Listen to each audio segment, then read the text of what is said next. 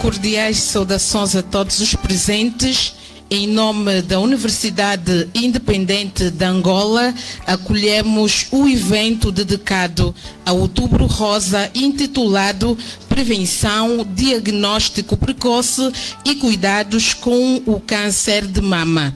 O câncer de mama é um desafio de saúde pública que exige o compromisso de toda a sociedade. Como vemos, a mesa de Presidium está composta por Sua Excelência Vice-Reitora para os Assuntos Acadêmicos e Vida Estudantil da UNIA, professora doutora Carla Barbosa, pela qual solicitamos as salvas de palmas.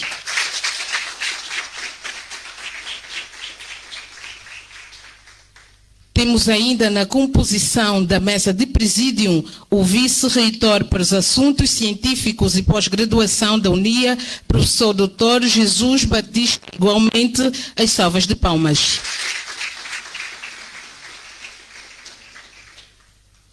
Para complementar a nossa mesa de Presidium, compõe igualmente o secretário-geral da Universidade Independente de Angola, Dr. Israel Domingos.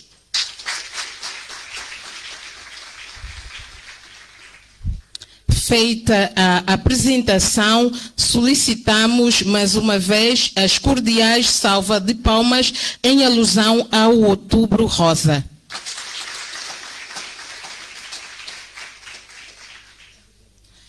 Penso que, estando apresentado, estamos em condições para, então, solicitar a composição da mesa de Presidium para tomar o seu devido assento. Sintam-se à vontade, pois vamos continuar com a abordagem do tema, que em seguida passarei também a apresentar as personalidades que compõem a mesa para o ato do debate.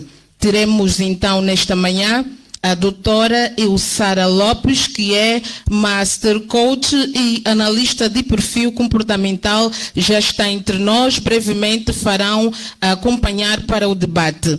Temos ainda a doutora Virgínia Raimundo, cirurgiã geral e médica com atuação em patologia benignas e malignas. A seguir temos o Dr. Eugênio Vicente, que é psicólogo, palestrante e docente universitário, a qual também solicitamos as vossas salvas de palmas para o acolher. E desta feita para as mensagens de boas-vindas, vamos ceder a palavra à vice-reitora para os Assuntos Acadêmicos e Vida Estudantil da UNIA, professora doutora Carla Barbosa, em representação do magnífico reitor. Por favor, o acolhamos.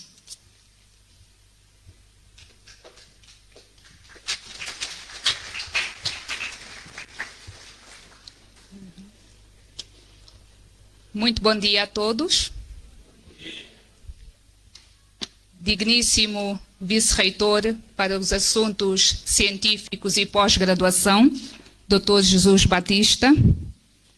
Digníssimo Secretário-Geral, Dr. Israel Domingos. Digníssimos decanos das distintas faculdades. Digníssimos diretores, chefes de departamento, digníssimos convidados, aqui presentes e apresentados, sejam bem-vindos. Digníssimos trabalhadores, estudantes, docentes, a todos os presentes e convidados, minhas senhoras e meus senhores, sejam acolhidos pela Universidade Independente de Angola.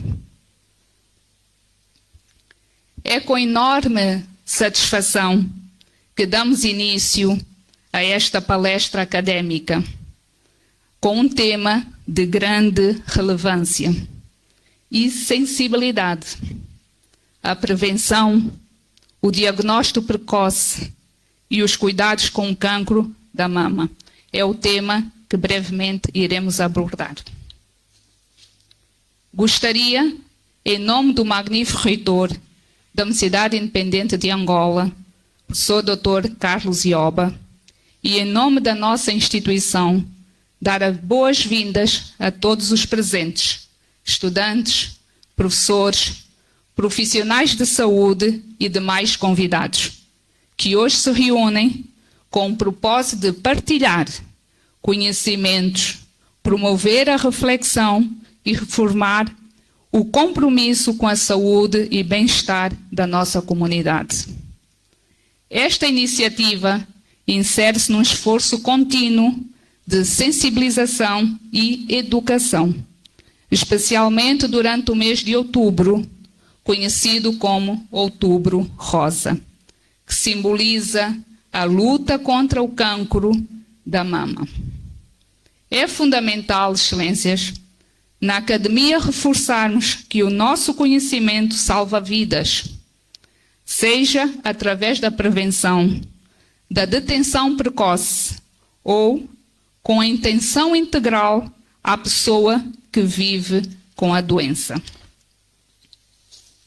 Neste contexto, agradecemos profundamente aos nossos oradores convidados, à equipa de especialistas, pela disponibilidade e generosidade de partilharem o vosso conhecimento, o vosso saber conosco.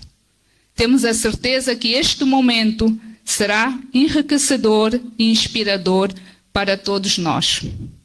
Convido-vos, caros presentes, a acompanharem com atenção esta palestra e a participarem com perguntas e reflexões. Que esta seja uma manhã de aprendizagem, empatia e esperança. O cancro da mama continua a ser uma das principais causas de mortalidade entre as mulheres e, igualmente, em uma escala menor entre os homens em todo o mundo e, muito em particular, em África, mas também é considerado um tipo de cancro com maior taxa de cura quando detectado em tempo, portanto, oportuno. Por isso, falamos sobre esse tema aqui na academia com responsabilidade acadêmica e científica. É um compromisso com a vida, com a informação e, portanto, com a empatia com todos nós. Ao longo desta sessão, teremos a oportunidade de aprofundar o nosso conhecimento sobre os principais fatores de risco, os sinais de alerta, os métodos diagnósticos e a forma de apoio e cuidado às pessoas afetadas. Essa partilha visa não só informar, mas também inspirar ações concretas no nosso cotidiano, enquanto futuros profissionais, estudantes ou simplesmente como cidadãos atentos e solidários. Minhas senhoras e meus senhores, a todos os presentes, desejamos uma palestra enriquecedora e que este momento contribua para reforçar a importância do conhecimento como forma de prevenção e de cuidado. Sejam todos bem-vindos, bem-haja. Muito obrigada.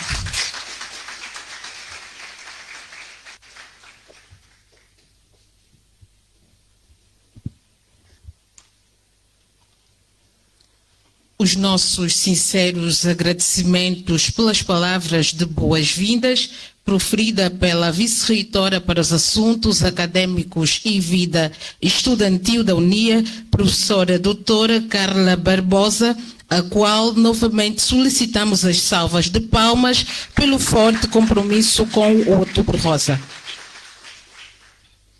E para o momento cultural, convidamos a turma acadêmica da UNIA, solicitamos a atenção do auditório para a entoação do hino da UNIA, seguidamente com o hino da República, ou seja, começar com o hino da República e terminar com o hino da UNIA.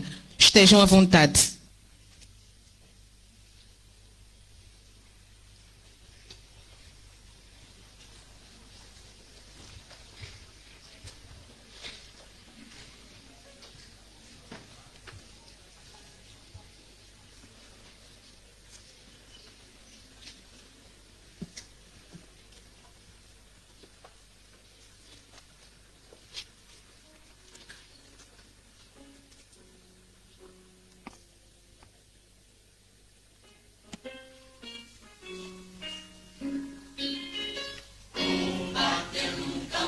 esqueceremos os heróis do 4 de fevereiro.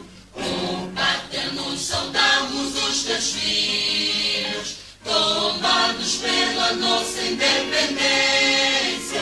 Honramos o passado, a nossa história, construímos no trabalho um homem novo.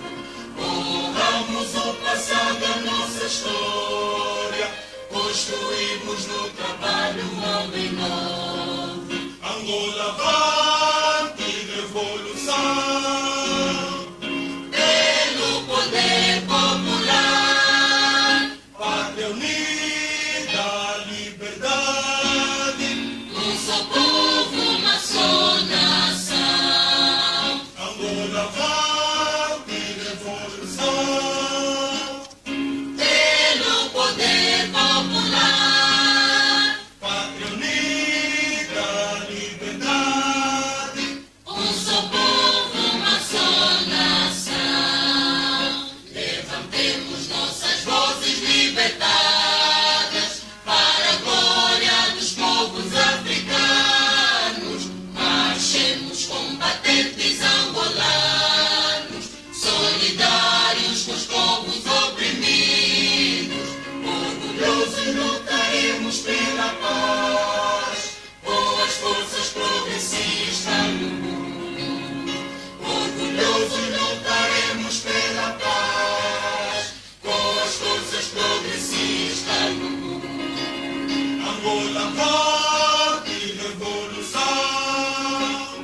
pelo poder popular, pátria unida, liberdade, um só povo, uma só nação. Angola avante, revolução, pelo poder popular, pátria unida, liberdade, um só povo, uma só nação.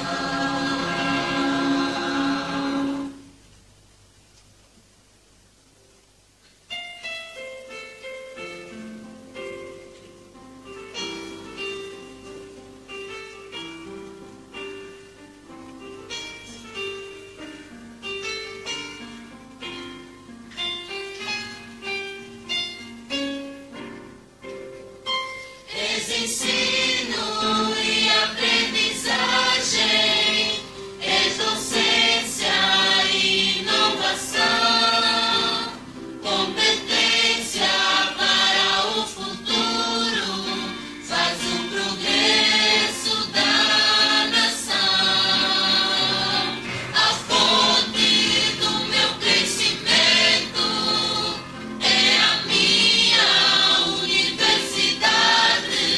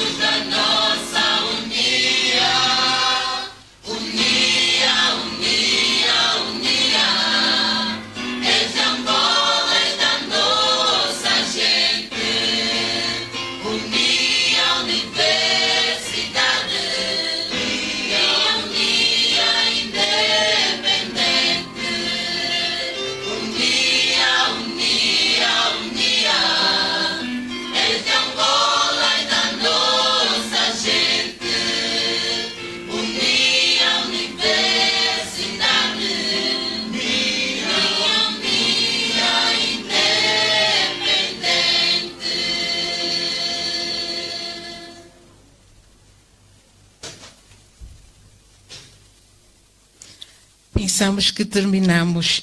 Vamos solicitar as salvas de palmas. E dizer aqui neste auditório que a Tuna Académica está de parabéns pela excelente apresentação. Para darmos sequência ao nosso programa, vamos solicitar a mesa de presídio a tomarem os lugares da frente, enquanto convidaremos em seguida os nossos palestrantes e passarei a citar pelos nomes. Muito obrigada ao corpo de presídio.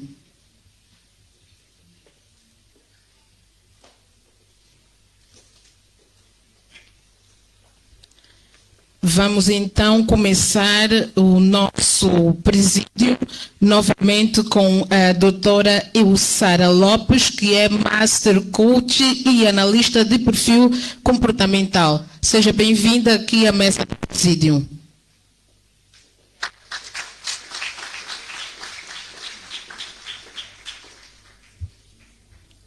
Seguidamente, a doutora Virgínia Raimundo, cirurgiã geral médica com atuação em patologias benignas e malignas. Seja bem-vinda à mesa de presídio.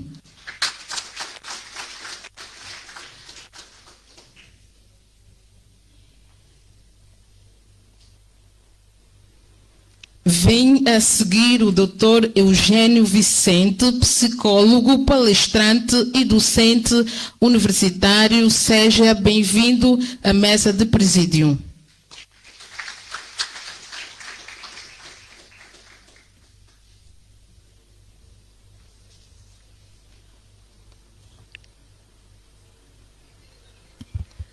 Antes, passarei a fazer uma breve leitura do perfil dos membros que vão compor o debate nesta manhã.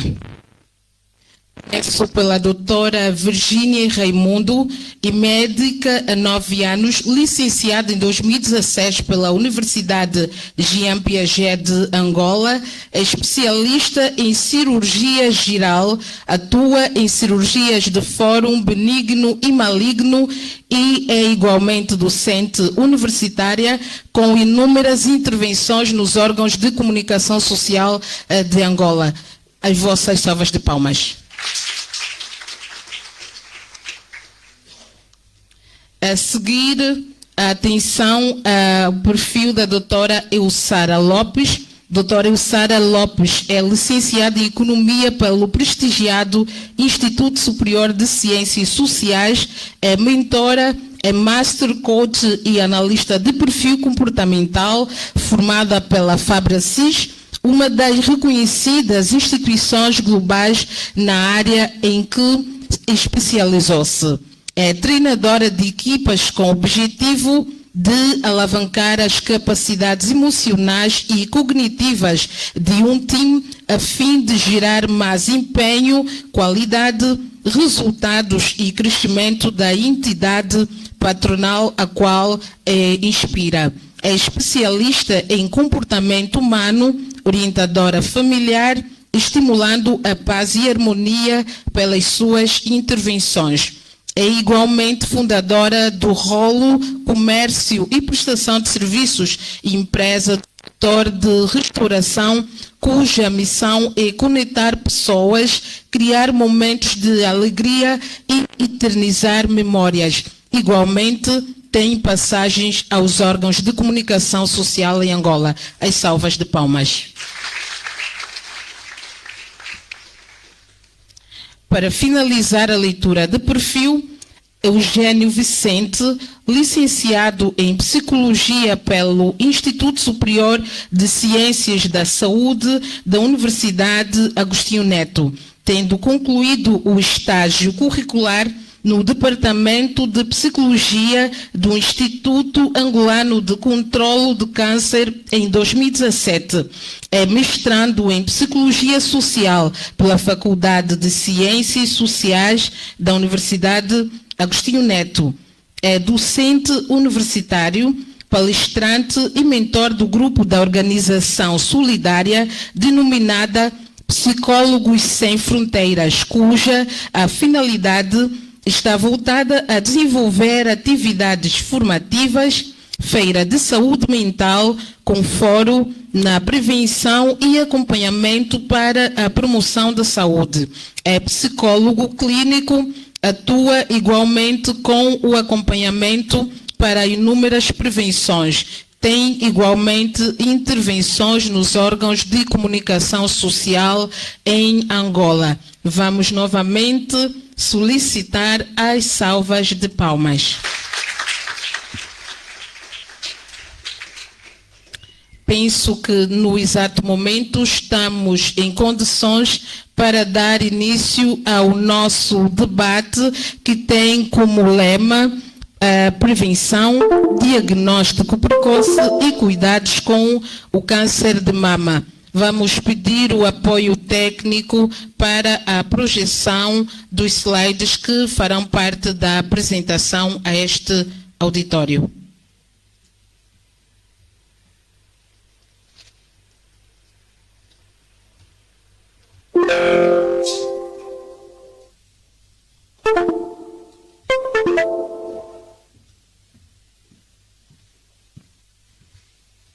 Mais uma vez, muito bom dia a todos.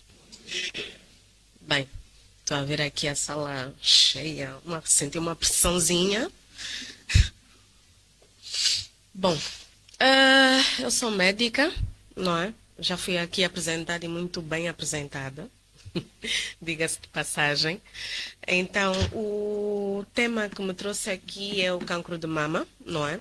Nós estamos no mês que foi praticamente escolhido, se eu posso assim dizer, o Outubro Rosa, né? Pink October, que é o mês do cancro de mama.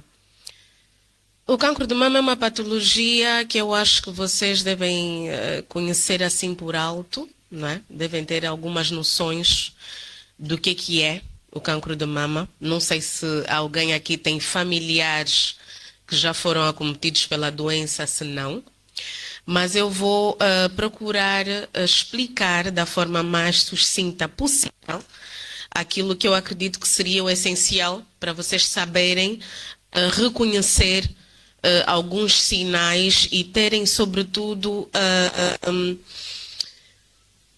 irem buscar ajuda, não é? Caso tiverem alguma das coisas que vão ser descritas aqui no nosso slide. Nós temos aqui o nosso índice. Eu vou começar pela definição. Vou falar sobre os fatores de risco, sintomas, diagnóstico, tratamento, algumas considerações e a bibliografia. Eu gosto de dar aula assim um bocadinho mais mexida, né? Então, que eu aqui não estou me a sentir bem, sinceramente. Eu gosto de andar, não gosto de ficar assim parada, por isso é que eu sou cirurgiã. Então, eu gostaria que um de vocês, se pudesse, me dissesse por palavras suas o que é que entende por cancro de mama. Alguém? Uma menina e um rapaz, por favor. Os homens também têm direito. Bora? É para eu escolher? Escolho? Não? Ah, ok. Pensei. Tem? Pode.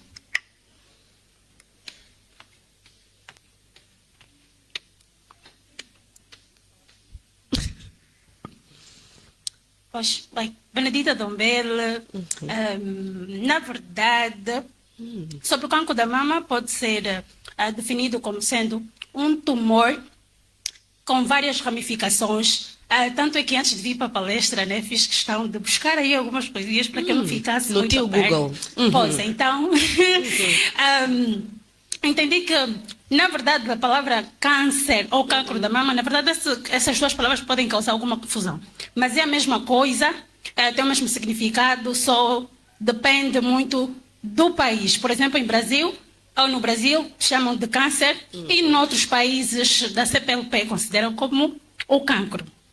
Pois, e na verdade, a palavra cancro da mama, ela vem do latim, que Tem o Google. Sim, Pois, senhora. tem a sua origem no caranguejo. E por que consideravam caranguejo? Por causa das ramificações. É um tumor que as suas ramificações parecem um caranguejo a agarrar as patas. Então, é um tumor que tem várias ramificações, com veias que se ramificam e se espalham por outras zonas. Pois, que se espalham por outros, que ramificam-se por outras partes, que não ficam somente pelo tumor, mas elas ramificam-se com veias, extensões, que dão então aí origem ao câncer. Muito bom, muito bom. Olha.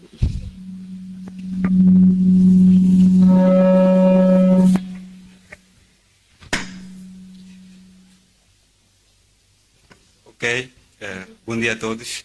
Eu sou Enoque Mangata. Sem muita delonga, por fazer parte da área da engenharia. Então, eu defino o câncer da mama como um tipo de câncer, né, que se desenvolve nas células da mama.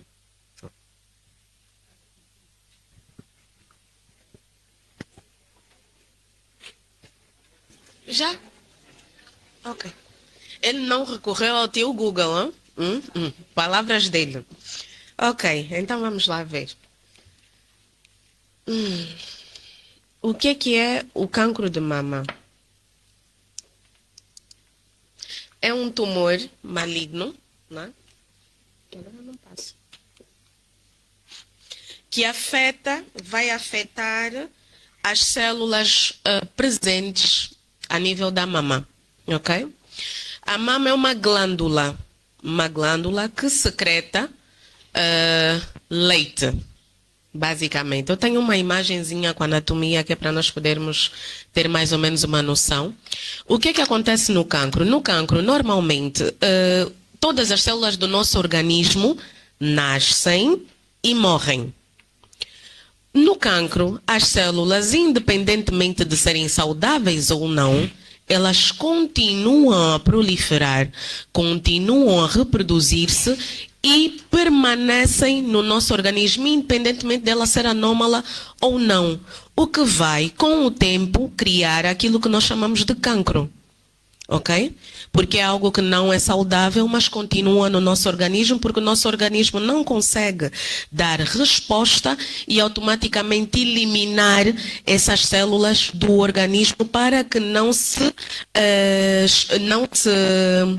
crie a doença como tal, ok? Aqui nós temos a glândula mamária, né, que nós conseguimos ver. Não sei se o pontômetro está em... Ok, não vamos mexer.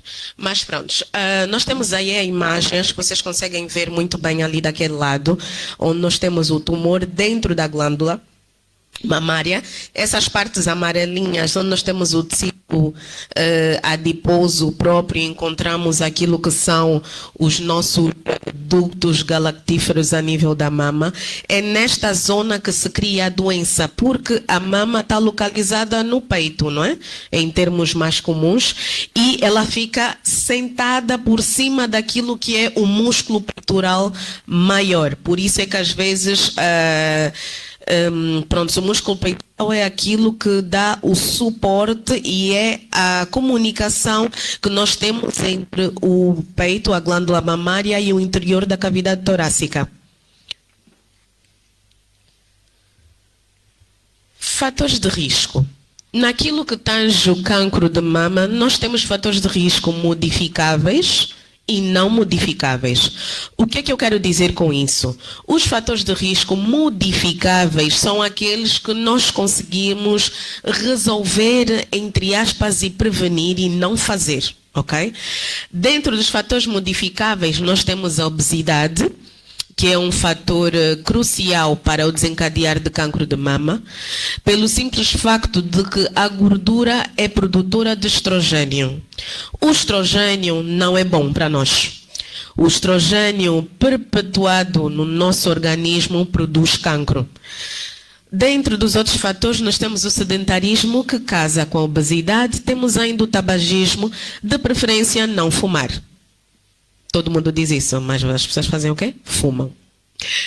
Terapia de reposição hormonal, que é algo que normalmente as mulheres na altura da menopausa tomam como forma de atenuação dos sintomas próprios da menopausa. Essa terapia de reposição hormonal tem estrogênio, que eu acabei de dizer que o estrogênio não é bom para nós. E o consumo do álcool. A literatura diz que, de preferência, consumir apenas um copo de qualquer que seja a bebida por dia. Mais do que isso, nós já estamos a aumentar aquilo que é o fator de risco relacionado ao consumo de álcool. Dentro dos fatores de risco não modificáveis, nós temos o sexo. Apesar de que o cancro de mama afeta maioritariamente as mulheres, 1% dos homens também são afetados pelo cancro de mama, porque os mesmos também têm glândula mamária de um tamanho mais reduzido, mas não deixa de ser uma glândula mamária, ok? Então, são acometidos pelo cancro de mama igual que as mulheres. A idade, hoje em dia isso já é bem mais relativo, porque, pelo menos na nossa latitude, o cancro de mama atinge muitas mulheres jovens. Não necessariamente mulheres a partir dos 40, 50 anos, que é aquilo que se conhecia há um tempo atrás, mas agora nós já temos mulheres de 33, 32, 35 anos já com cancro de mama.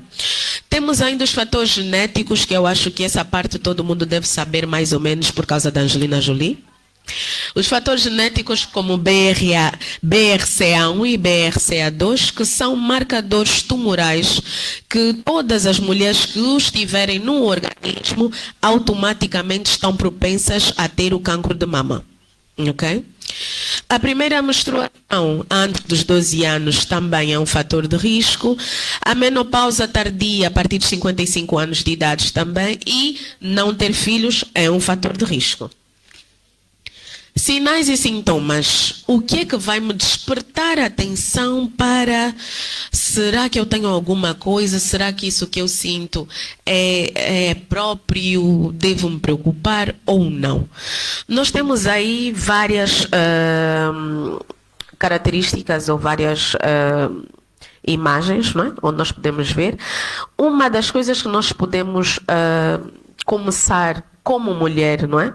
A alteração da mama. Nós não temos mamas simétricas. Mas se tiver uma alteração marcante a olho nu, diferente daquilo que já via anteriormente, já é um fator de preocupação. Presença de um nódulo na mama também é um fator de preocupação. Um nódulo na axila é um fator de preocupação.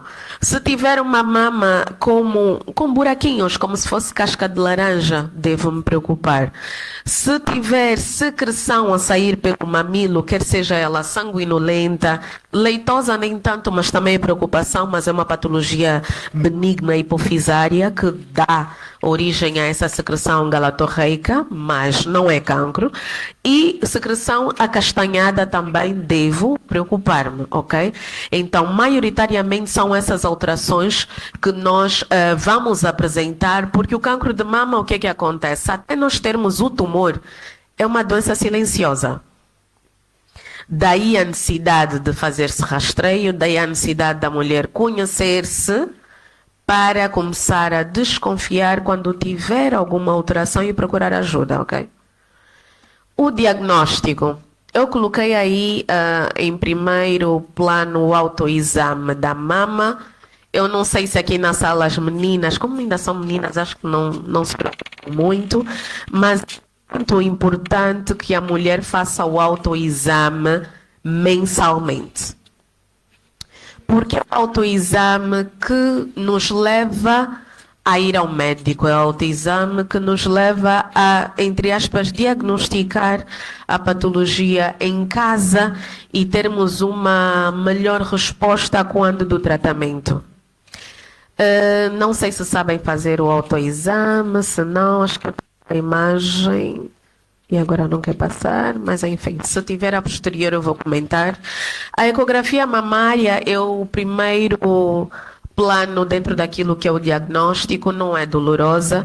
toda mulher com dor a nível da mama beneficia de uma ecografia mamária, apesar de que até os 30 e poucos anos, até prova o contrário, a patologia é benigna, pode ser apenas um fibroadenoma, mas também temos tumor filoides que são formas atenuadas, entre aspas, de cancro, que acometem as mulheres jovens. Então, há necessidade de termos essa preocupação e fazer ecografia se tivermos alguma queixa, não é? Temos que ir ao médico e pegar e fazer os exames.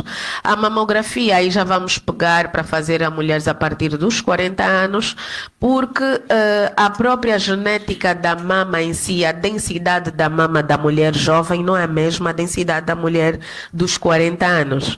Daí ser praticamente contraindicado fazer mamografia a mulheres que não tenham ainda 40 anos, porque não possibilita fazer o exame corretamente devido à densidade da própria mama. E a biópsia, todas as massas a nível da mama devem ser biopsiadas, não tem como, até provar o contrário, é uma patologia benigna, principalmente para aquelas pessoas que já têm histórico familiar de cancro de mama. Aí aparece um bocadinho mais cedo, sim, não aparece apenas a partir dos 40, 50 anos, aparece mais cedo porque já é genético, é hereditário, ok?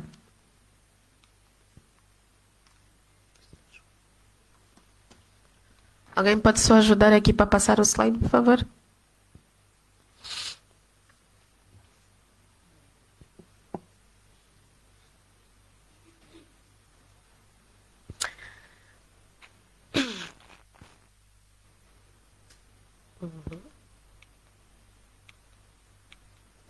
Ok. O autoexame da mama se faz.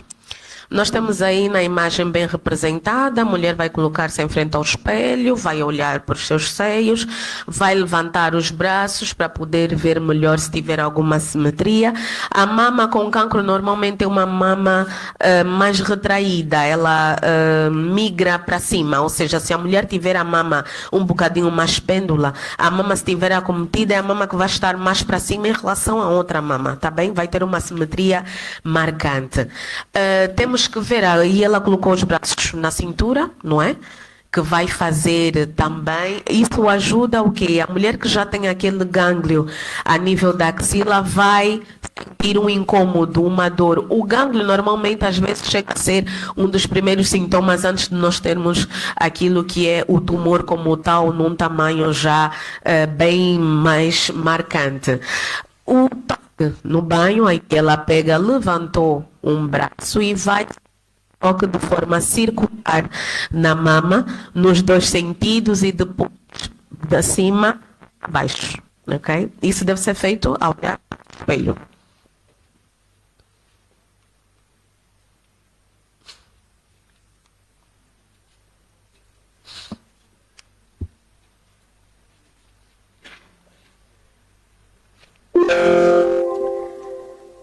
Ok.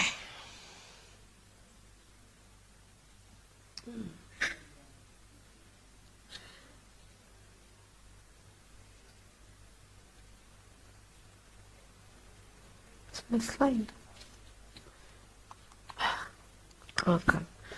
O tratamento do cancro de mama, nós temos um tratamento, se eu posso assim dizer, conservador, e outro tratamento bem mais agressivo, que passa pela cirurgia e quimioterapia.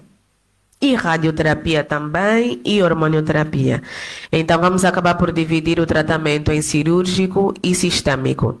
Dentro da cirurgia, em função do tamanho do tumor, nós temos várias técnicas que podem ser agregadas. Não necessariamente todo cancro de mama leva à retirada de toda a mama. Isso é mito. Ok? Cancro de mama bem localizado, a mama é dividida em quadrantes, nós podemos optar por fazer ou uma tumorectomia, que vai ser uma incisão, dependendo do quadrante onde tiver o tumor, para poder fazer a extração do tumor como tal, sem fazer a retirada da mama. A quadrantectomia, aí sim nós vamos tirar um quadrante da mama. A mastectomia simples, que não envolve o esvaziamento axilar, que eu estava aqui a explicar, as ínguazinhas que nós vamos tendo na axila, dentro daquilo que é o tratamento do cancro de mama, a necessidade de retirar essas ínguas da axila, porque aí já tem uma progressão sistêmica da doença. A mastectomia radical, que aí casa os dois, a retirada da glândula mamária e esvaziamento, e temos ainda skin sparing surgery, que é uma cirurgia onde nós fazemos a retirada da glândula mamária, uma cirurgia com uma incisão relativamente pequena, perimamilar, areolar, desculpa, e vamos retirar a glândula para a colocação de prótese mamária posterior. Dentro do tratamento sistêmico, nós temos a radioterapia, que são raios, conforme o nome diz, diretamente projetados à área tumoral. Aqui, normalmente, a radioterapia é suplemento da cirurgia, ok? Então, o paciente primeiro é operado e a posterior faz-se a radioterapia. A quimioterapia, já que sim, pode ser um tratamento neoadjuvante, ou seja, começarmos pela quimio, operar a paciente e depois fazer a radioterapia. A hormonioterapia também é um tratamento utilizado em outras latitudes, dependendo se a paciente for triplo negativo ou não. Isso já é bem mais específico, achei que não tinha necessidade de vir projetar aqui, mas dentro daquilo que é o cancro de mama, nós temos receptores de estrogênio, tem um que é supressor, receptor, e temos o HER2, e se for dentro desses parâmetros, leva ao tratamento, em função disso. Ou seja, não é só ter cancro de mama, outros estudos genéticos, laboratoriais, que é para podermos melhor adequar o tratamento ao paciente, porque cada caso é um caso. Considerações. Não existe como tal prevenção do cancro de mama. O que é que se fala hoje em dia? Dentro daquilo que são os fatores modificáveis, que eu falei há bem pouco tempo, o tabagismo, o sedentarismo, a obesidade, são fatores que nós podemos adequar e evitar. Vou evitar beber álcool, vou evitar fumar, vou evitar não fazer atividades físicas. Sim, estou a falar muito. Sim. Ok, obrigada. Obrigada. Enfim, então nós vamos evitar tudo isso de formas a não desencadearmos como tal a patologia se já tivermos predisposição. Acredito que dentro das vossas dúvidas depois eu vou explicar para acabar de comatar isso tudo. Apenas... Não, eu uso óculos, fica complicado. Ok. Apenas podemos controlar os fatores de risco modificáveis. O que sim se pode fazer é o diagnóstico precoce da doença, que nos leva a 95% de chance de cura. O que eu estava a dizer mais cedo, autoexame, diagnostiquei, vou ao médico, conduta cirúrgica, quimio, radioterapia, chance de cura 95%, ok? Agora, não fez autoexame, não diagnosticou, ok,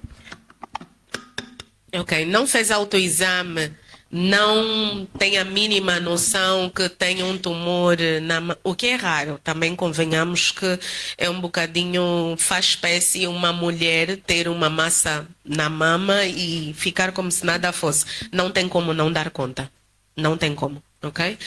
E essa é a bibliografia que foi usada para o trabalho. Cuidar do seu corpo é uma forma de amor próprio.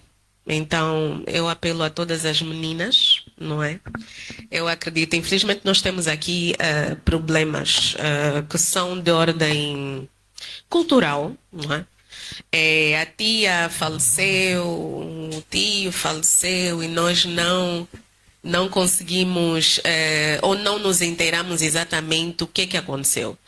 Muitas vezes faleceu de cancro, não tratado, já metastásico, faleceu de alguma coisa que devia te despertar a atenção para começares a te preocupar e fazer aquilo que é o rastreio e tratar antes da manifestação da doença, que é esse o objetivo da medicina. Nosso objetivo não é, sim, curar, mas o cancro de mama é um bocadinho complicado devido ao índice de alta mortalidade, tem um índice de recidiva para a mama contralateral, ou seja, se nós pudermos prevenir, e com a prevenção eu quero dizer o diagnóstico precoce, porque eu acabei de dizer que não tem prevenção de cancro de mama. Não? Sim. Sim? Ah, pensei que estavam a dormir. Não é só para testar. Pois, então, é isso que eu tinha para trazer para vocês. Dúvidas, críticas, sugestões. Eu estou aberta àquilo que vocês quiserem saber. Obrigada.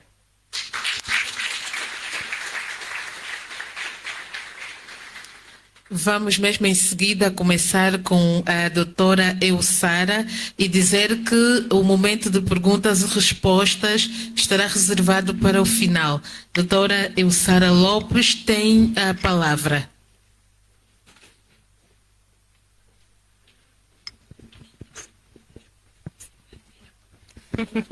Muito obrigada, muito obrigada. É um prazer enorme cá estar presente hoje e poder trazer algum conhecimento naquilo que é a minha área de ação relativamente a termos benefícios do cuidado para evitarmos então o cancro da mama e não só. Eu sou Elsara Lopes, já dito. Eu vou falar na vertente mais emocional, que relativamente também tem alguma parte de atuação no que diz respeito àquilo que se reflete ao nosso corpo.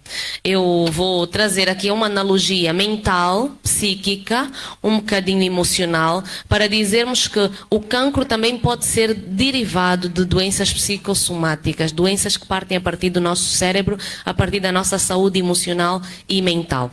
Pronto, seguindo. Pois cuidar da nossa mente de facto também é um ato de amor próprio, porque nós podemos estar muito bem fisicamente, mas emocionalmente, se nós estivermos distorcidos, emocionalmente se nós estivermos abalados, o nosso corpo também não corresponde de forma eficaz àquilo que a nossa mente está a dar como informação. Então, pronto, obrigada, tenho aqui. Posso-me virar? Peço desculpas, tá? O cancro de mama já foi muito bem definido aqui, não vou voltar a citar. Pode-se manifestar de várias formas. Pronto, temos o autoexame, recorrentes médicos. A pergunta que eu quero fazer aqui, como é que nós conseguimos identificar que mentalmente nós estamos bem ou nós estamos mal? E como é que mentalmente isso pode impactar no nosso corpo?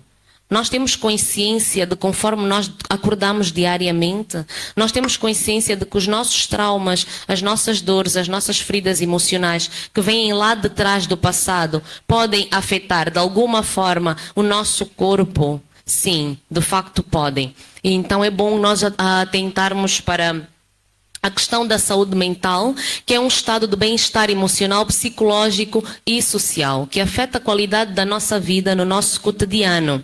E, pois bem, uma mente cansada enfraquece qualquer corpo. Por isso nós exaltamos que o cuidado da nossa mente reflete-se naquilo que é a nossa ação física. Assim sendo, as nossas emoções tristes, as nossas ansiedades, o nosso stress acaba por tirar imunidade do nosso corpo, porque a energia está canalizada de uma forma negativa e o nosso corpo não consegue absorver com melhor qualidade aquilo que é a informação que o nosso cérebro envia para o nosso corpo, porque nós não podemos e nem conseguimos desconectar aquilo que é a nossa saúde mental com aquilo que é a nossa saúde física, pois se emocionalmente ou mentalmente nós estivermos abalados, automaticamente o nosso corpo perde vitalidade e ele tende a deprimir, tende a ter menos ânimo para ter ações, tende a ter não vontade de se levantar da cama e aí pode-se gerar uma depressão. As pessoas ficam com menos vontade e energia para tomar ação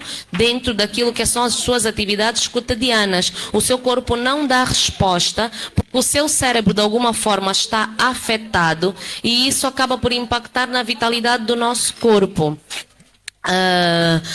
Pensar positivo, ter um apoio emocional ajuda tanto de um órgão especializado que possa nos elevar a nossa qualidade mental, é muito benéfico, porque nós culturalmente em Angola temos pouca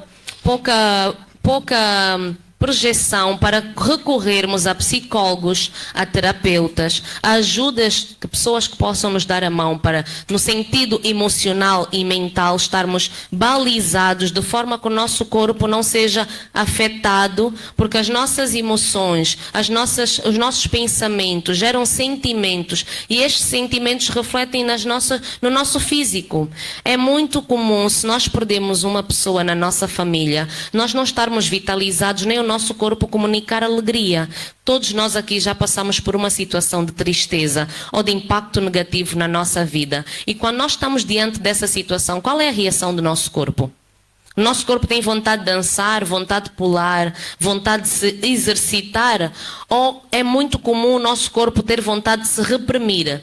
E quanto mais nós fomos nos reprimindo diante da má qualidade das nossas emoções e dos nossos pensamentos, aquilo vai despertando células em nós, que estas células vão ser células malignas para o nosso corpo, que podem igualmente colutar o câncer, seja de mama ou qualquer outro câncer que o nosso corpo pode ter como diagnosticado. Uma das maiores causas em termos de pesquisa de pessoas que tiveram cânceres ou que estão a passar por essa patologia são pessoas que de alguma forma tiveram uma tristeza profunda durante um longo período de tempo, que saíram de uma depressão, que saíram de uma perda de um pai, do desfazer de um casamento, da perda de um filho, e aquilo gerou na pessoa emoções tão densas, a ponto dessa pessoa emocionalmente estar tão abalada que as células do seu corpo, em vez de produzirem células boas, acabam por produzir células negativas. E essas células negativas impactam e elas se acumulam numa determinada área do nosso corpo, e esta determinada área começa a gerar então as células cancerinas, e é diagnosticado nestas pessoas que tiveram esse período de tempo de profunda tristeza, o câncer, seja de mama, seja de útero ou qualquer outro câncer identificado no nosso corpo. Por isso é que a nossa saúde mental é muito importante, e dentro dos jovens existe uma pressão social muito grande para a comparação, existe uma pressão social muito grande para aquilo que é igualdade do que se vê em termos de internet e daquilo que é a nossa realidade de facto. E os jovens vivem constantemente estressados, constantemente ansiosos, constantemente a querer agradar os padrões do mundo, em vez de olharem mais para a sua saúde mental. E muitas das vezes submetem-se a ações que não os agrada, não estão dentro dos seus princípios, precisamente para dar a resposta a uma sociedade que cobra algo que não deve cobrar de nós, porque não faz parte da nossa realidade. Mas nós jovens, tendencialmente, o que é que nós fazemos? Queremos estar dentro dos padrões sociais para sermos aceites. Ainda há bocado falávamos em sala que muitos de nós nem sequer temos a orientação certa para seguirmos as carreiras e os cursos que nós pretendemos fazer. É muito comum que nós somos instigados pelos nossos pais a fazer cursos que são mais relevantes em termos sociais. Por exemplo, eu inicialmente fiz economia, mas desde sempre tive uma paixão por psicologia. No entanto, a orientação que eu tive dentro de casa é que a psicologia é para os malucos, e em Angola ninguém está disposto a abraçar um psicólogo, a dar as mãos, a caminhar com ele e a ter uma saúde mental mais sã. Hoje em dia nós vimos precisamente o contrário. A necessidade que nós temos de recorrer a pessoas que nos possam dar a mão e ajudar-nos a estar mentalmente, emocionalmente bem é crucial. Até as crianças hoje em dia com algumas patologias como autismos e outros tipos de terapia recorrem a estes tipos de entidades para serem ajudadas e encaminhadas a ter uma saúde mental e comportamental melhor diante da sociedade. Então, os psicólogos que não eram bem aceitos há décadas atrás, hoje em dia são os que mais reconhecidos são, precisamente pelo grande apoio social e emocional que têm dado face ao nosso país e ao mundo. Porque o ser humano em si está a viver um período de estresse, um período de cobrança interna, um período de falta de identidade enorme. E esta falta de identidade tem afetado as famílias, tem afetado os jovens na nossa sociedade, onde eles já nem se conseguem posicionar diante daquilo que eles nasceram para ser ou fazer. Querem seguir padrões para serem aceitos dentro de uma sociedade. E não é isso que se pretende. Nós precisamos de despertar em nós o que é que cada um de nós carrega como dom, como melhor atividade, como perfil, o que é que eu posso trazer de melhor qualidade à minha sociedade e poder contribuir para o meu país. É muito raro um jovem ter a consciência de que eu nasci para isso e eu estou orientado para isso e eu vou seguir essa carreira. Porque quando nós sabemos o que queremos e o que somos, nós fazemos com mais amor. Ainda há bocado partilhava com a minha colega de painel que dizia que como docente, muitos jovens chegam a ela de forma a não saberem bem se é a medicina que querem seguir. Como é que este jovem depois vai aplicar aquilo que aprendeu com paixão, com amor, se nem sequer sabe se de facto gosta de fazer aquilo, mas está a percorrer um curso, está a seguir uma carreira que não se sente em paz em fazê-lo?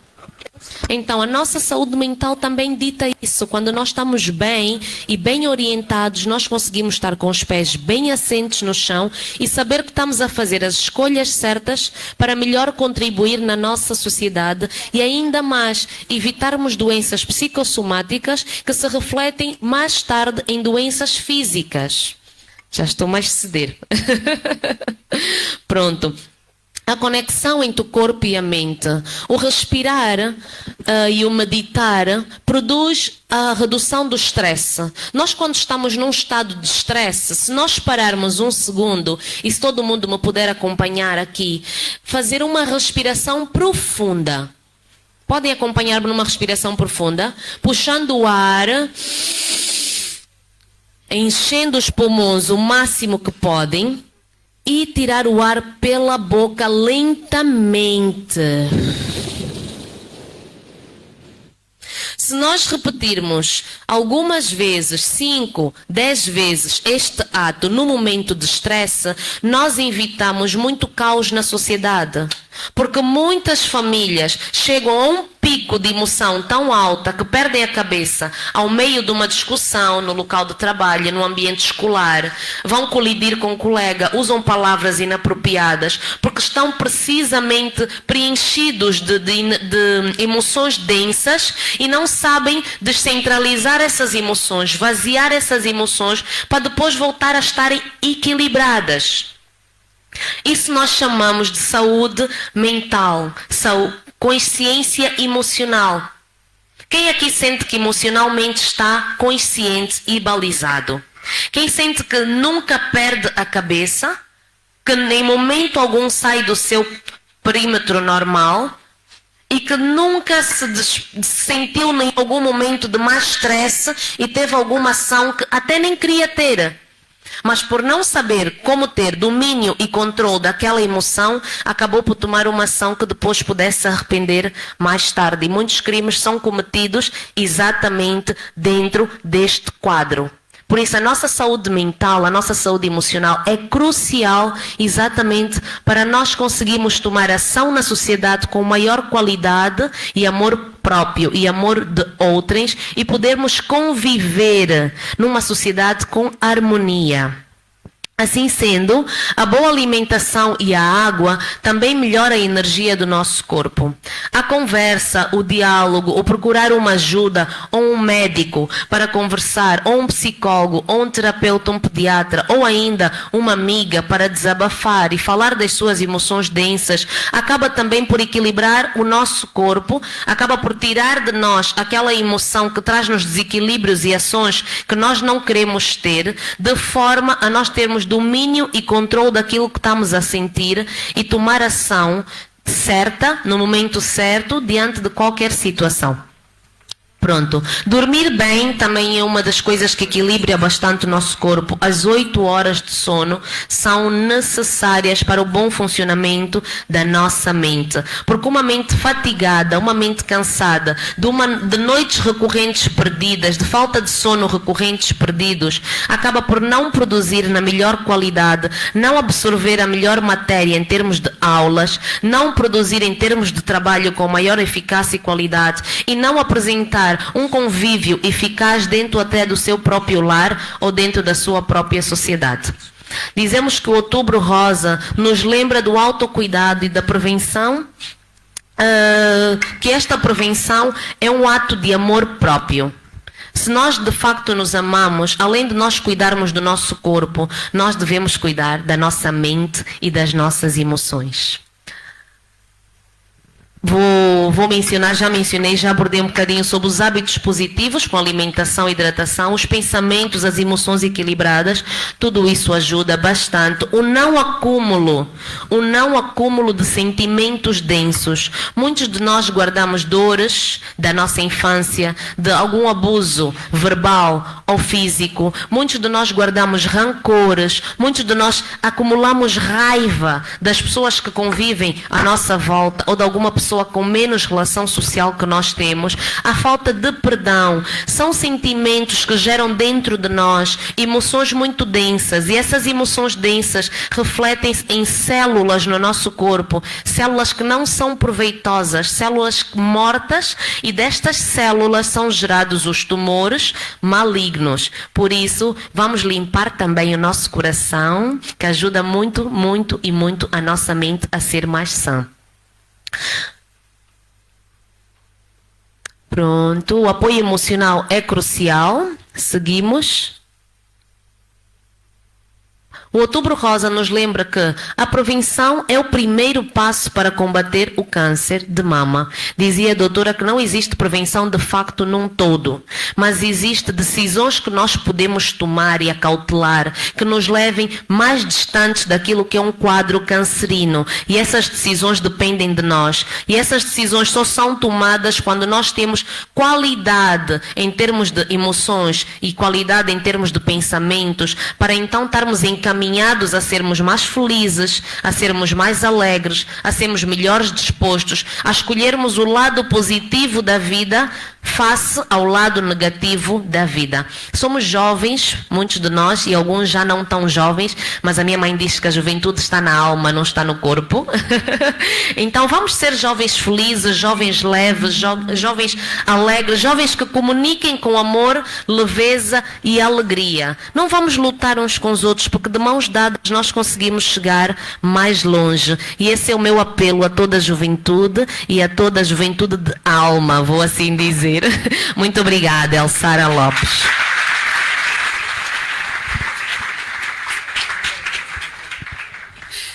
E as nossas médicas, as nossas palestrantes estão a apertar com o tempo. Portanto, vou solicitar ao Dr. Eugênio Vicente uma breve apresentação para irmos ao momento de perguntas e respostas e reta final. Neste caso, eu vou falar mesmo 5 minutos de intervenção para o momento de perguntas e respostas, Dr. Vicente. Muito obrigado. A todos mais uma vez, muito bom dia. É um prazer estar no vosso meio e também quero parabenizar a universidade por abraçar este projeto, abraçar esse desafio mundial que de facto é de todos nós, né? Universidade, escola, família, todos nós temos essa responsabilidade de trabalharmos em prol da conscientização sobre o câncer da mama e, sobretudo, ajudar, apoiar e fazer tudo, absolutamente tudo, que possa então minimizar a dor das pessoas que vivem e que enfrentam este problema. Bem, em relação ao câncer, já muito que se disse. Gostava aqui de ressaltar que o diagnóstico do câncer, e tal como outras doenças crônicas, ela acaba causando grandes repercussões a nível da nossa saúde emocional. Okay? E muitas das vezes as perguntas que temos feito é: o que é que mais mata? É o câncer ou o diagnóstico do câncer? Só por curiosidade, gostava que vocês soubessem que muitas das vezes o diagnóstico desta doença acaba causando mais repercussão do que a própria doença. Ok? Sobretudo pela questão de crença, informação, excesso de informações negativas que a gente tem. Isso acontece não apenas com o câncer da mama, como também com outras doenças, o caso do HIV, a própria diabetes, etc, etc. Bem, o câncer da mama, como dissemos, é uma doença muito comum e prevalente nas mulheres, pese embora os dados epidemiológicos apontam que pelo menos 1% dos homens também têm esta, né, patologia, podem apresentar esta patologia. Aqui, do ponto de vista da nossa área enquanto psicólogo, e sei que se calhar que temos estudantes de psicologia como futuros colegas, é importante olharmos e percebermos que o nosso trabalho enquanto psicólogo, ele deve estar, digamos assim, inserido não simplesmente no diagnóstico, mas principalmente na prevenção. E faço aqui a vênia da palavra, da frase, de que a prevenção vale mais do que remediar. Não é possível trabalharmos na prevenção de qualquer que seja a doença, não é possível trabalharmos nos aspectos ligados à promoção da saúde se nós não incluirmos psicólogos e outros especialistas da área de saúde mental na conscientização, na sensibilização e, digamos assim, na prevenção destas doenças. O psicólogo é essencial em todas as fases, quer no diagnóstico, como nós dissemos, no tratamento e na reabilitação. E aqui, principalmente, a reabilitação do ponto de vista da reabilitação psicológica.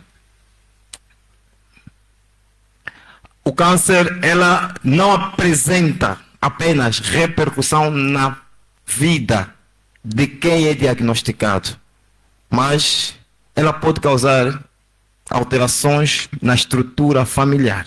E tal como podemos ver aí, ela pode causar mudanças nos papéis familiares e conjugais. E se forem fazer uma visita ao Instituto Angolano do Controle de Câncer, que está aqui, vão verificar que muitas das vezes há casos de mulheres que são abandonadas no hospital pelos maridos e pelas famílias.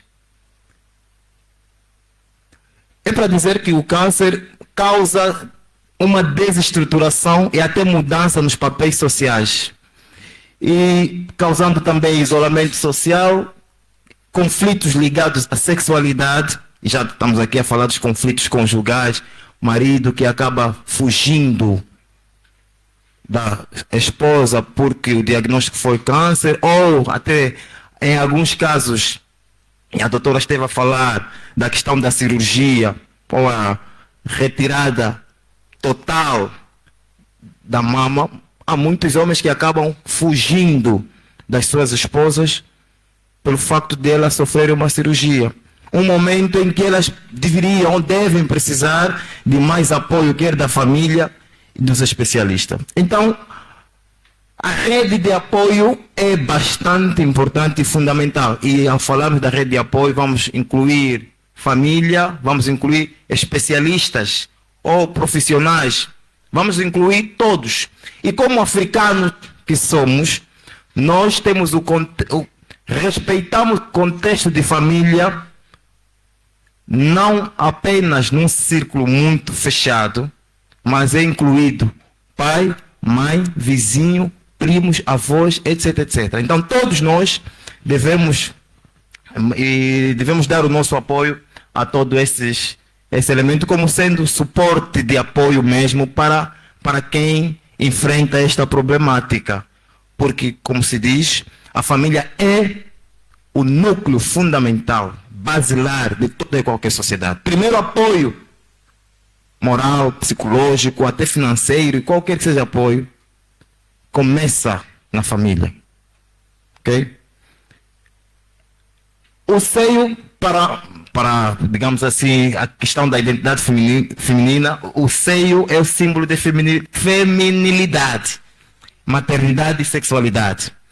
E a perda deste elemento pode gerar grandes conflitos do ponto de vista emocional. Não só para ela, como também para o esposo e não só. É importante aqui trabalhar na reconstrução da imagem corporal, né? Que pode, digamos assim, ser por meio da terapia, das terapias de apoio, a terapia emocional, a terapia psicológica. Temos que perceber que muitas das vezes, além do tratamento farmacológico, é importante o apoio psicológico. psicológico. E tem graças que o Instituto Angolano de Controle de Câncer, que é uma unidade hospitalar do nível de especialidade, tem, digamos assim, as mulheres começam desde muito cedo a receber o apoio psicológico. Existe lá departamento de psicologia que trabalha dentro da equipa multidisciplinar. Por quê?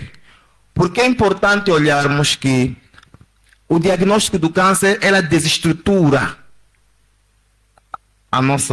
o nosso lado emocional. Pode causar na mulher o estresse, a frustração, a ansiedade e, em alguns casos, até a depressão. E a assassina do século não é o HIV-Sida, é a depressão. Daí o fato de eu dizer que, muitas das vezes, o diagnóstico da doença pode matar muito mais rápido do que a própria doença.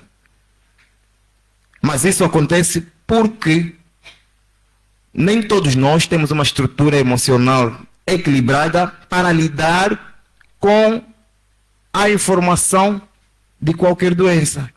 E, olhando ainda em outros aspectos, triste a forma como muitos são apresentados diagnósticos sem a preparação psicológica. Isto pode ser muito mais perigoso. Ok? Então, conhecemos muitos casos de pessoas que até ontem, por exemplo, estavam com um peso normal. Até ontem às 12.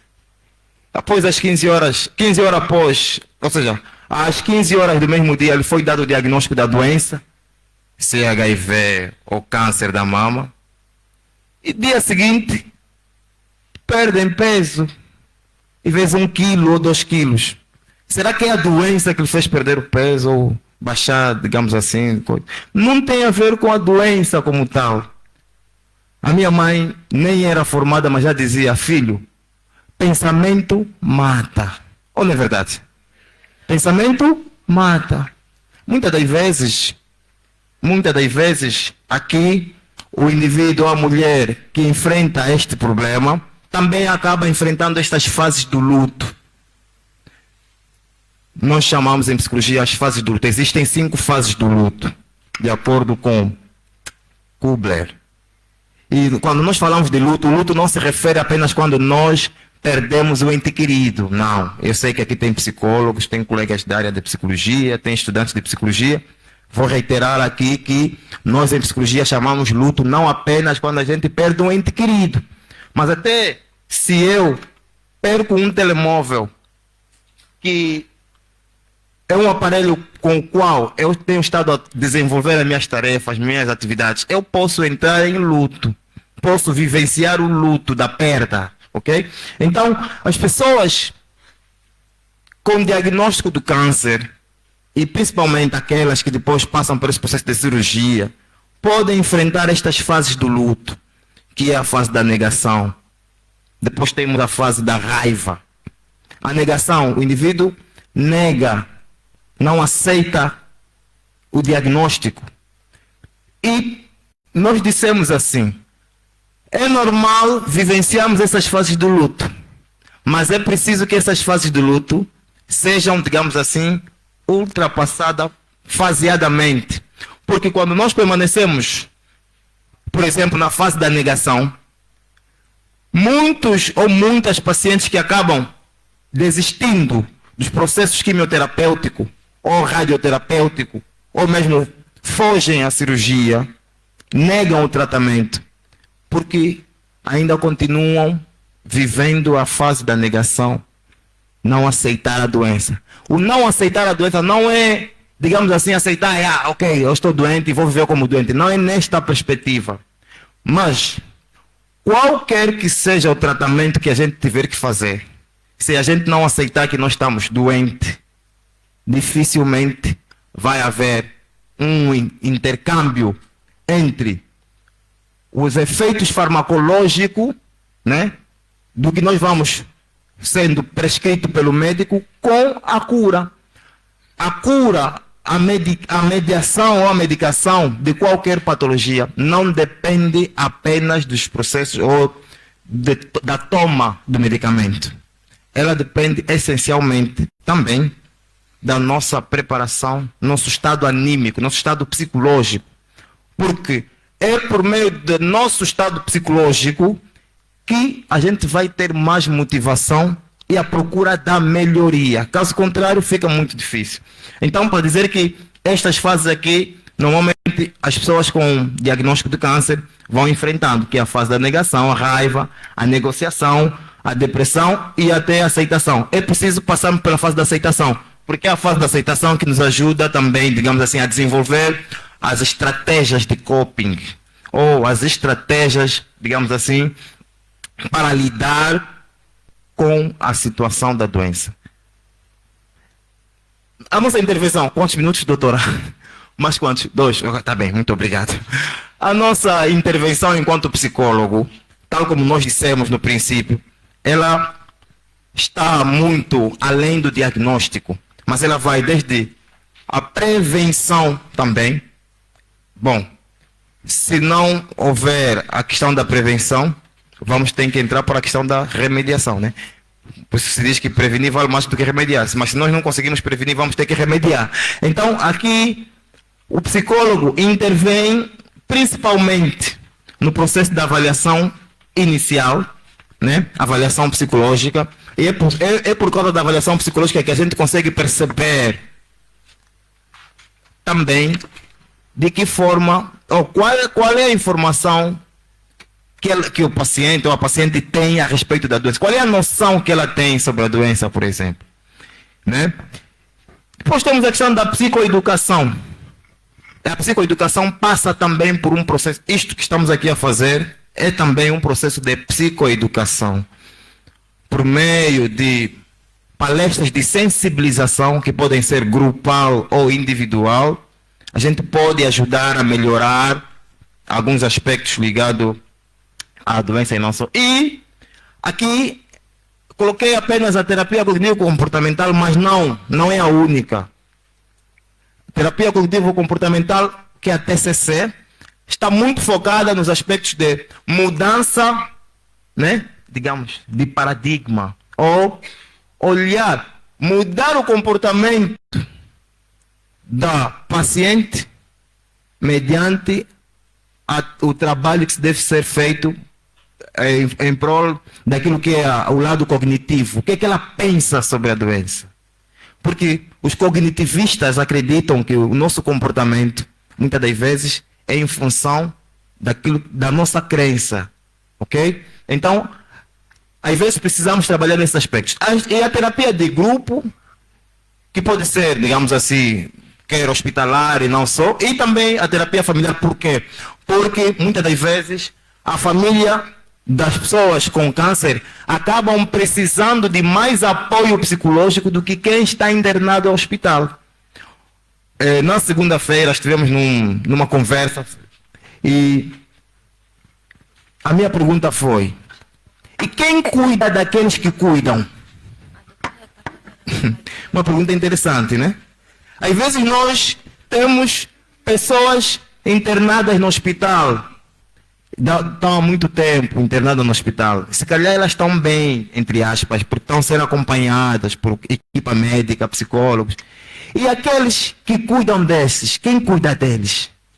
Esquecemos que às vezes esses que cuidam deixam de trabalhar, deixam os seus afazeres, aquela dinâmica de vai e volta é desgastante. Então, também, aqueles que cuidam precisam de um suporte emocional. Aí entra a importância da terapia familiar, ok? Que pode ser feita grupal para os elementos da família, não só. E também o acompanhamento. Se quisermos ter um desenvolvimento até econômico, precisamos olhar para o equilíbrio emocional, saúde emocional. Porque aquele que governa, aquele que lidera a família, tem que estar bem psicologicamente. Caso contrário, vamos ter todas essas adversidades que estamos a assistir em Angola, no mundo, mas quero particularizar aqui no nosso país porque dói-me bastante. Então, nós precisamos dar mais valor a estes profissionais. Apoiar o paciente é também cuidar da sua dignidade. Eu quero muito sinceramente agradecer pela vossa atenção Muito obrigado.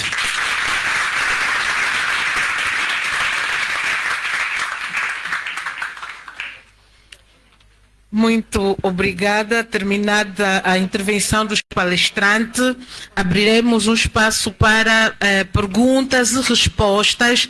Dizer que apenas temos 5 minutos para perguntas e respostas para finalmente darmos por encerrado este ato.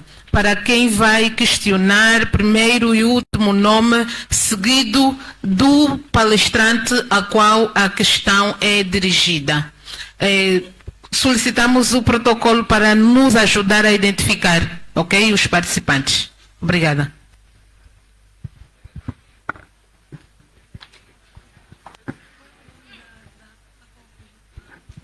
Temos 5 minutos para as intervenções.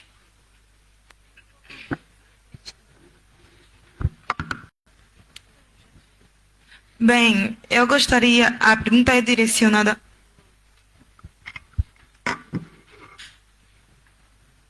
Linara de Almeida Antônio.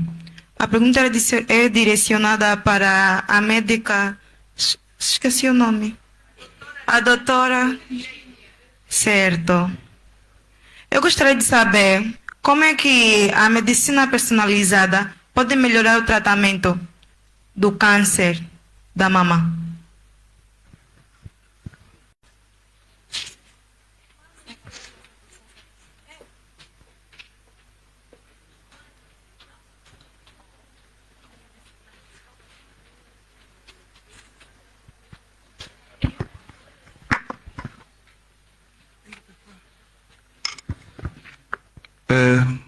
Boa tarde a todos.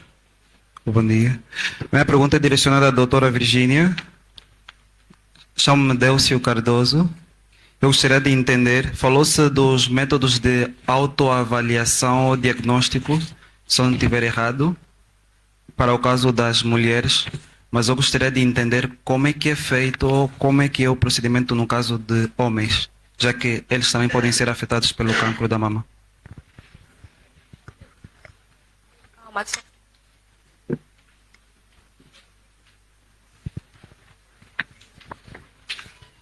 Elizabeth Domingos. A minha pergunta é direcionada à doutora Virgínia também. Eu queria saber, fora a questão de olhar para os sintomas, qual é um dos métodos também, então, de percebermos ou de prevenirmos o cancro?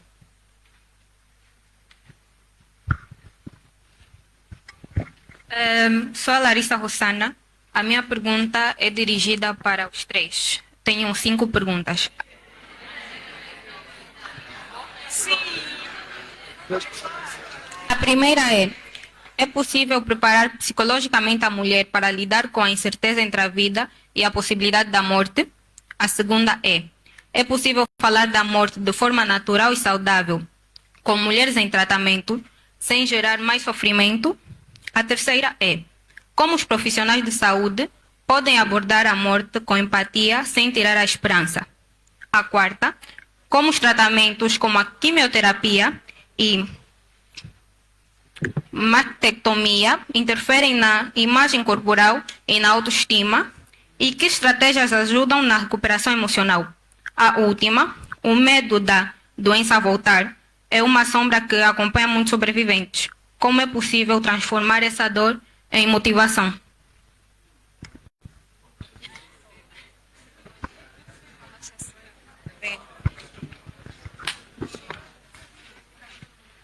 Infelizmente, teremos mesmo que limitar o número de participantes, pelo que a próxima intervenção será a última para este debate. Obrigada. Bom dia a todos. Lorena Fernandes é o meu nome. A minha pergunta é direcionada à doutora Virgínia. Eu gostaria de saber o que significa um tumor ser benigno ou maligno. Obrigada. Terminamos a fase de perguntas e respostas. Estamos em condições para as intervenções.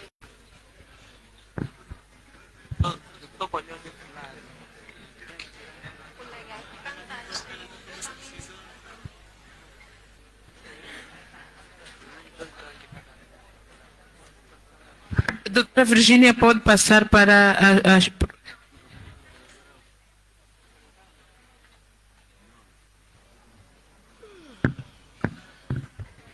Então, como é que a medicina personalizada pode melhorar o tratamento? A medicina personalizada... Bem, não? A medicina personalizada é óbvio que vai ajudar o paciente, porque o que eu estava a explicar, no cancro de mama nós temos algumas particularidades, ok? Naquilo que é o comportamento, os marcadores, a expressibilidade do próprio tumor, não é? Porque nós temos 3 parâmetros que nós temos que buscar para perceber qual será o melhor tratamento adequado para esse paciente em função da presença ou não desses marcadores. Se os marcadores estiverem presentes, por exemplo, um HER2, é uma paciente que, para além da cirurgia, tem que fazer radioterapia. Não é uma paciente elegível para fazer hormonoterapia ou ainda uma terapia-alvo. A paciente triplo negativo tem que fazer uma terapia-alvo, porque ela, infelizmente, a paciente triplo negativo tem o cancro de mama mais agressivo. Ou seja, aí é experimentar absolutamente tudo para ver se conseguimos tratar. Ela até, muitas vezes, essa paciente cai no saco de cuidados paliativos, sintomático. Cuidados paliativos quer dizer não é um tratamento curativo, devido à agressibilidade do cancro que a mesma apresenta. Sem contar a outra particularidade, o cancro de mama não é só um tumor dentro do seio, muitas das vezes ele vem já como uma ferida, já tem secreção, já tem odor, já tem fetidez, ou seja, o tecido já está, em outro termo, podre. Ok. Essa paciente não é elegível para fazer uma mastectomia radical como tal, que seria uma cirurgia limpa. A mastectomia radical, como eu expliquei, retirada da glândula mamária, esvaziamento axilar, não é elegível, dos 3 níveis, pelo simples facto de ter já uma mama totalmente tumoral, uma ferida tumoral. Essa paciente apenas beneficia de uma mastectomia sanitária, ou seja, vamos limpar e ela vai ficar com uma ferida, mas não vai beneficiar de uma quimioterapia, não vai beneficiar de uma radioterapia, porque subentende-se que ela já está no estádio 4 e provavelmente já é metastásica.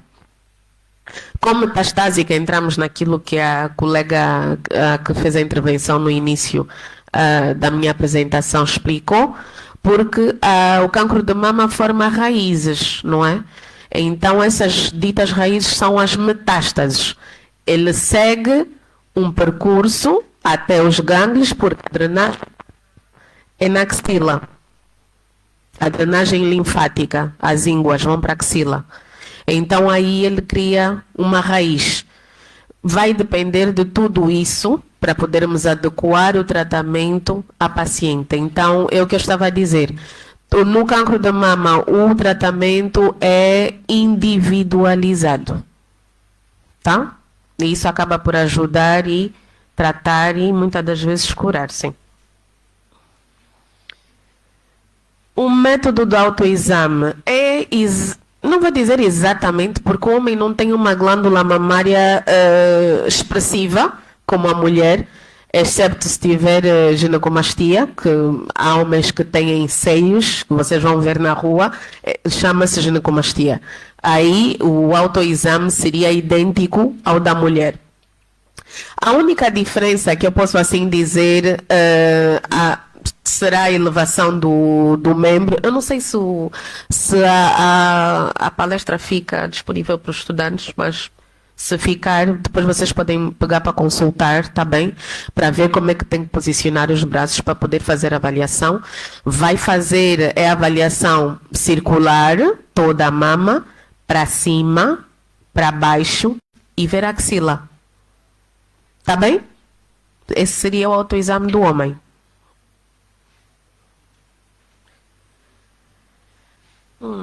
fora os, qual é um dos métodos de prevenir o cancro? É isso que eu estava a dizer. O cancro não tem prevenção. É uma doença genética hereditária. Okay? Uma coisa que eu queria falar, porque a doutora Elsara acabou por mencionar, o cancro de mama anda, se eu posso assim dizer, casado com o cancro do ovário.